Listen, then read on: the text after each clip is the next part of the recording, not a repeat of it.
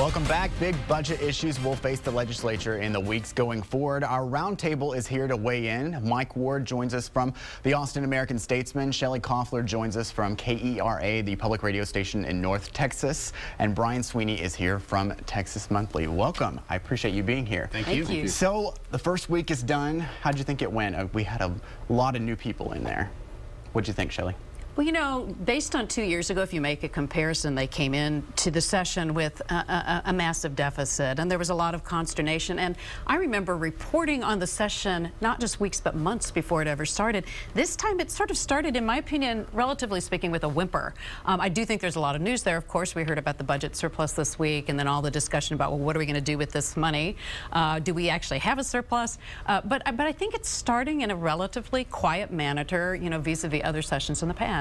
And the whole budget issue, and should we spend that money or not, that's been what Perry's been talking about all week. How do you think he did the first week out?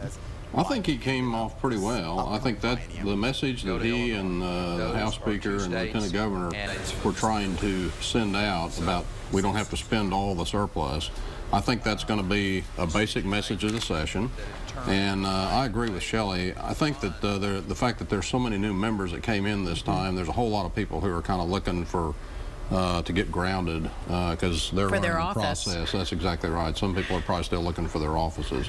Well, speaking of Perry, you know, remember this time last year he was a candidate in the 2012 presidential campaign. Well, this week public policy polling found Perry one of the least popular potential candidates. Next time, only 19% of registered voters viewed him as favorable. More than half saw him as unfavorable. How important is this session for him? I guess not only on a national stage, but if he decides to run for governor again. Absolutely. I would never certainly count the governor out. It does seem to me the tone that he was striking at the beginning of the session was one that's very familiar.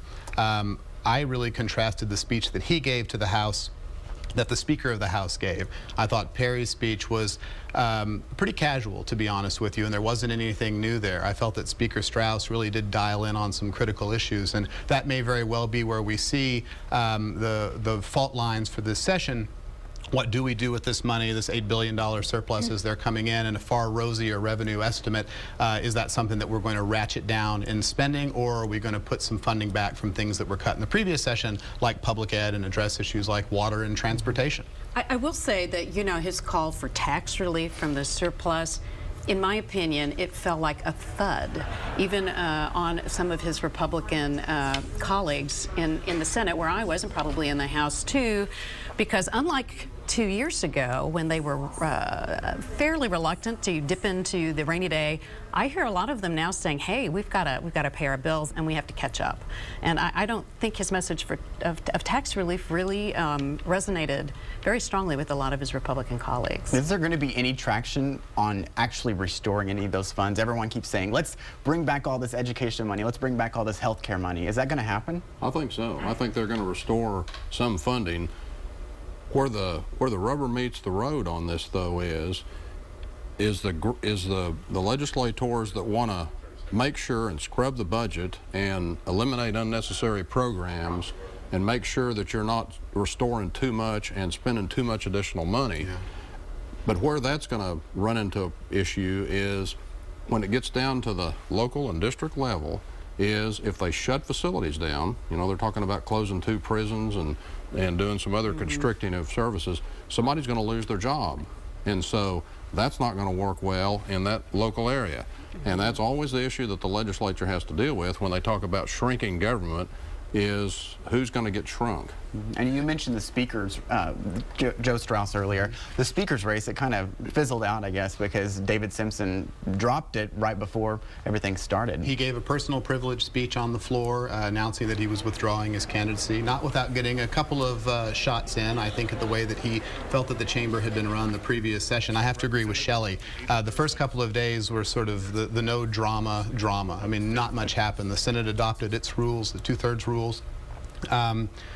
Speaker Strauss was voted in by acclamation. This is his 3rd term. That's the first time he's been voted in by acclamation. And what I think is very interesting about that is Perry and Dewhurst, given what happened to them in this previous cycle, their brands are damaged. There's no question about that. Now, they can begin to work to repair that reputation, and I suspect that they will. Strauss, I think, however, is on the uptick. And what I thought I saw in, again, his speech on Tuesday, on the opening day of the legislature, perhaps he was now moving from presiding over the body to leading the body. And I think that, again, that might be where we begin to see some of these issues begin to push through.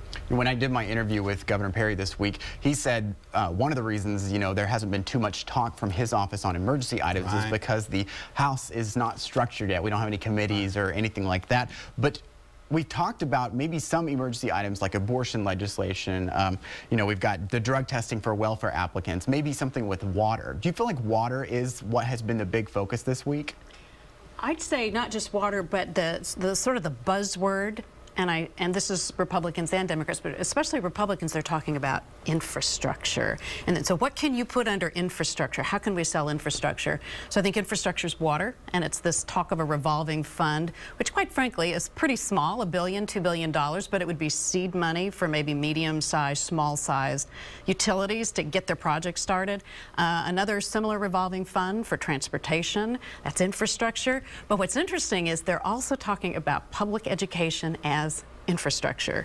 And I think to me that signals that there are a lot of Republicans who, as Mike said, want to restore some of that $5.4 billion, something they may not have been, willing to do last year. I think that's a good point. I mean, remember, with this budget surplus coming off of such a terrible session in 11, the legislature last time kicked some key issues down the road. We didn't fund Medicaid. That bill is going to come due at the beginning part of the session. That's $4.5 billion.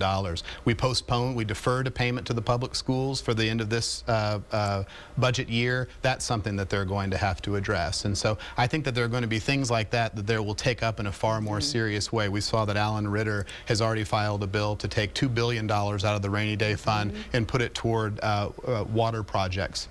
To help fund the water plan. I think that we are going to see a more serious look at these types of issues, and it'll be interesting to see what happens with tax relief to the residents of Texas. Great. Well, thank you very much for joining us today. I appreciate it. And remember, the place to turn all session long is KXAN.com. In our legislative section, you'll find complete coverage, in-depth coverage, and we'd love to hear from you this session as well. You can email me your thoughts and questions at josh.hinkle@KXAN.com, or you can find me on Twitter at HinkleJ. Well, stay tuned for the rest of the show. We have morning headlines and a weekend forecast coming up.